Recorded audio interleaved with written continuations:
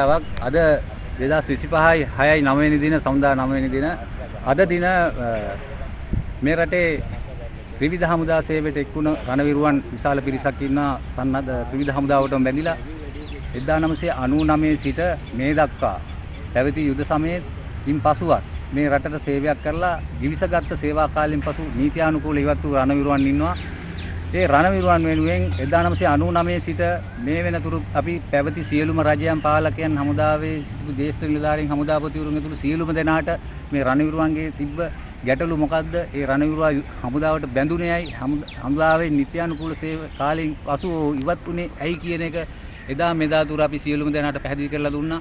අද වෙනකොටත් ඒ සඳහා මේ රටේ 1999 චන්ද්‍රිකා බණ්ඩාරනායක ජනාධිපතිතුමියේ කාලේ රණවිරු අධිකාරී කියලා රණවිරුවන් වෙනුවෙන්ම ආයතනයක් ස්ථාපිත කරා. ඒ රණවිරු සේවා අධිකාරී කියන ආයතන ස්ථාපිත කිරීමේදීම පළවෙනි සභාපතිතුමා වුණ නර්මේ වික්‍රමසිංහ මැතිතුමාගෙන් එක් අපි සාකච්ඡා කරා මේ රණවිරුවා කියන අර්ථකථනයට මේ වසර 12න් නීත්‍යානුකූල ඉවත් වූ රණවිරුවන් ඇතුළත් වෙලා නැහැ. ඒ කියන්නේ එදා මෙදා තුර මේ රණවිරුවා කියන එකට අර්ථකථනයට කිසිදු රජයක් මේ වසර 12න් ගිය පුද්ගලයන් නීත්‍යානුකූල ඉවත් වූ පුද්ගලයන් ඇතුළත් කරගෙන නැහැ. ඒ නිසා ඒ එදා මෙදා තුර තිබ්බ සියලු මේ රණවිරුවන් සමාජයේ මුහුණ දෙන ගැටලු ඔවුන්ගේ දරුපවුල් ඔවුන්ගේ දරුවන්ට මේ මුහුණ දෙන්න සිදුවන සියලු කරුණු කාරණා අපි සාකච්ඡා කරත් පැවති කිසිම රජයකින් ඒකට සහනයක් ලැබිලා නැහැ. ඒ නිසා අපි මෙතුවක් කල් ඉඳලා ජනතාවාදී රජයක් පිහිටුවා ගත්තා. ඒ ජනතාවාදී රජයේ තුලත් රණවිරු එකමුතුන් තුලින් මේ රජයේ මේ තැනට ගේන්න අති විශාල වෙහෙසක් දරුවා.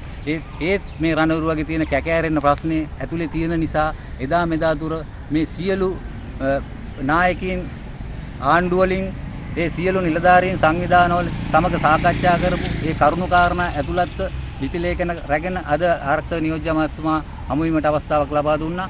ඒ අවස්ථාවේදී අපි එතුමාට කරුණු පැහැදිලි කරා මේ අවස්ථාව කොහොමද කෙරෙන්නේ කියලා. මමත් මේ රණවිරු සංගමයක් අපි මුලින්ම ආරම්භ කර සාමකාමී එක්සත් එක්ක රණවිරු සංගමයේ ආරම්භක නිර්මාතෘවරයන් ජූඩ් සිල්වා සහෝදරයාත් මමත් තමා අද සාකච්ඡාවට සහභාගී වුණේ. එතෙන්දී එතුමාට අපි රණවිරු සේවා අධිකාරී පනත සංශෝධනය කරලා මේ රණවිරුවා කියන එක අර්ථකථනය කිරීමේදී මේ වසර 12න් ගිය රණවිරුවත් මේකට ඇතුළත් කරන ලෙස ඉල්ලීමක් කරා.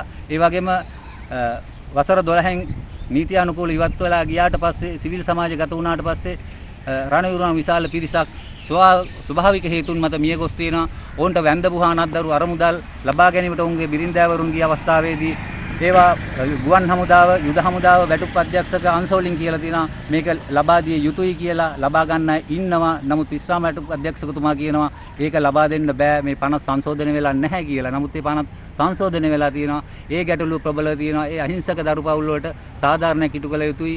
ඒ වගේම මේ රටට විශාල සේවයක් කරලා තියෙනවා. එතකොට ගොඩක් අය හිතනවා ඇයි මේ වසර 12න් මේ ත්‍රිවිධ හමුදාවට බැඳිලා ඉවත් වෙන්නේ කියලා. මේ රටේ ඉන්න හැම පුරවැසියෙක්ම හමුදා සේවයට එක්විය යුතු නැහැ. හමුදාවට එක්වෙන හැම සමාජිකයෙක්ම වසර 22 හෝ විශ්‍රාම වැටුප් ගත යුතුයි කියලා එහෙම මම දකින්නේ නැහැ එහෙම තියෙනවා කියලා. ඒ Tamanට හමුදාවට බැඳෙන්න ඒ කාලෙදි සිතුනා නම් දුප්පත්කමටද නැතිබැරිකමටද රට ජාතිය වෙනුවෙන්ද ඒ බැඳුන විශාල පිරිසක් බැඳුනේ මේ රටේ දුප්පත් අම්මා තාත්තගේ දුවා දරුවෝ. මට මතකයි එක කාලෙකදී එක්තරා නිලධාරියෙක් ඇත්තම මේ රටේ හිටපු ජ්‍යෙෂ්ඨ කීර්තිමත් නිලධාරියෙක් වන ජානක පෙරරා ජෙනරල් ජානක පෙරරා කියනවා මම මේ තරුපටි ඇන්දේ මගේ මේකටනේ මේ රටේ අහිංසක අම්මා තාත්තගේ මේ දුවා දරුවෝ ඇවිල්ලා මේ රටේ මේ මහ පොළොවට වැල්ලා ගිය මේ හයියෙන් තමයි මම මගේ මේ තරුපටි ඇන්දේ කියලා එතුමා එක වතාවකදී කියලා කියනවා ඇත්තෙම අපි ඇත්තෙම බලාපොරොත්තු වෙනවා සුභවාදී ආණ්ඩුවක් සුභවාදී නායකයෙක් මානව හිතවාදී නායකයෙක් අද අපි වාගේම පැලේ ගහේ කොලේ වෙලේ දුවලා පැනලා දුප්පත් අම්මා තාත්තෙක්ගේ දරුවෙක් අද මේ රටේ ජනාධිපති වෙලා ඉන්නවා. අපේ මේ ඉන්න සියලුම දෙනාත් ඒ වගේම මේ කොමිෂන් නොලත් නිලධාරීන් තමයි මේකේ ඉන්නේ වැඩි පිරිසක් සියලුම දෙනා ඉන්නේ. ඒත් අපේ දුප්පත් අම්මා තාත්තගේ දුවා දරුවෝ අද මේ වෙනකොට මේගොල්ලෝ අවුරුදු 55 ඉක්මවලා අවුරුදු 60 65 දක්වා ඉක්මවා ගොස් වයස් සීමාවල පසු වෙනවා. හමුදා සේවයකට බැඳුනට පස්සේ ඔහුට දෙන හමුදා පුහුණුව. එතකොට ඒ කාලයේ තුලදී ඔහු දරන්නා වූ විවිධාකාර වූ කර්කස වූ පුහුණුවන් තුලදී විශාල ලෙස ඔවුන්ගේ ශරීරයට පසු කාලීනව හානි සිද්ධ වෙනවා. ඇත්ත වශයෙන්ම මම කියනනම් මමත් අද වෙනකොටත් මමත් රෝගී තත්ත්වයටපත් වෙලා තියෙනවා. ඒක වෙන්නේ අපි උදාහරණයකට කියන ඒ කාලේ යුද හමුදාවට බැඳුනට පස්සේ අන්තිමට ඉතුරු වෙන්නේ අහවල් එකයි තට්ටේ විතරයි කියලා. ඉතින් ඒ වාගේ කතාවක් තමයි මේකට අර්ථකථනය කරන්නේ. ඇත්ත වශයෙන්ම හිතා බැලිය යුතුයි මේ පුද්ගලයෝ දිනෙන් දින වයසට යනකොට අනික් සමාජයේ සිවිල් රැකියාව කරපු රාජ්‍ය සේවකයා වාගෙන මේ පුද්ගලයාට දැඩිසේ අපහසුතාවයන් වලට පත් වෙන්න සිද්ධ වෙනවා. ඒත් ඔහුට අඩුම තරමේ බේත් ටිකක්වත් ගන්න ඒ අවශ්‍ය තමන්ට පහසුකම් සපයන රෝහලකටවත් යාගන්නට ඒ රෝහල් වලින්වත් පහසුකම් සපයන්න මේ රටේ හිටපු ජනාධිපතිවරු ඔවුන්ගේ නම් දාලා යුද හමුදා රෝහල් වලින් බේත් අරගෙන තියෙනවා. නමුත් රණවිරුවා කියන එක්කෙනාට රණවිරුවා කියන ලේබලේ ගැහුවට මේ ලේබලේ ගැහුවේ මේ රටේ හිටපු පාලකයෝ. ඇත්තම අපි රණවිරුවා කියනවානේ අපි කැමති කියන්නේ සේවාමුක්ත බටයෝ කියලා. මොකද මේ රටට සුද්දා මේ රට දාලා යනකොට මේ රටේ හිටපු සුද්දාට සේවය කරපු අවුරුද්ද 2-3 නොසලකා ඔවුන් සේවා මුක්ත බටෙන්සේ සලකා ඔවුන් මැරෙනකම් එංගලන්තේ පවුම් වලින් පඩු ගෙවලා මේ රටේ ඔවුන්ට ගෞරවනීය මේ අවස්ථාවක් ඇති කරලා දුන්නා. සේවා මුක්ත බට සංගම් හදලා තියෙන එකට තමයි මේක ආරම්භය ඉඳලා. ඒතකොට සේවා මුක්ත බටෙක් මේ සේවා මුක්ත බටෙක් කියන්නේ කවුද කියන එක සේවා මුක්ත බට අනුග්‍රහ චක්‍රලේඛන තුල අර්ථකථනය කරලා තියෙනවා. මම කියන්නේ මේ රටේ සුවහසක් ඉන්න මේ මට කියන්න බෑ සංඛ්‍යාලේඛන වලින් මේ කොච්චරක්ද කියන එක. මොකද අපි තොරතුරු ඉල්ලුවාට මේ තොරතුරු අපිට අද වෙනකන් ලබා දීලා නැහැ. මේ ඉන්න පිරිස කොච්චරද කියන එක. අපි මේ රජයට කියන්නේ බලයට පත් වුණ ගාම මේ සියලු දෙනාට සහන සපයන්න කියන එක නෙමේ. ඔබතුමාලා ජනාධිපතිතුමාගෙන් මම ඉල්ලා සිටිනවා මේක ගෞරවනීය ලෙස මේ ප්‍රශ්නේ ගැඹුරින් හොයා බලලා සාධනීය ලෙස හොයා බලලා ඔබතුමා දන්නවා මේ රණවිරුවා කියන්නේ මොකද්ද? එතුමාටත් මේකේ අත්දැකීම් ගොඩක් තියෙනවා මේ රණවිරුවා සම්බන්ධව එතුමාගේ ජීවිත කතාව තුළ.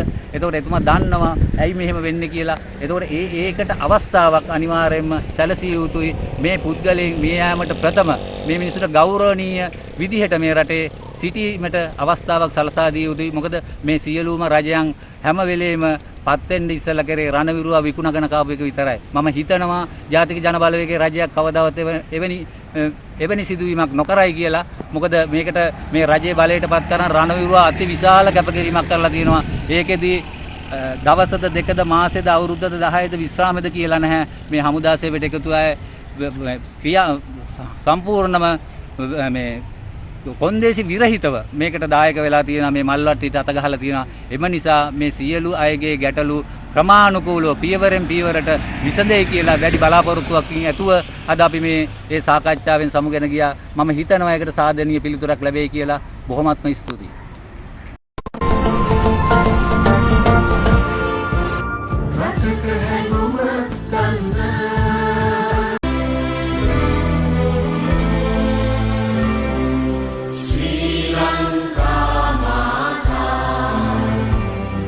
Sri Lanka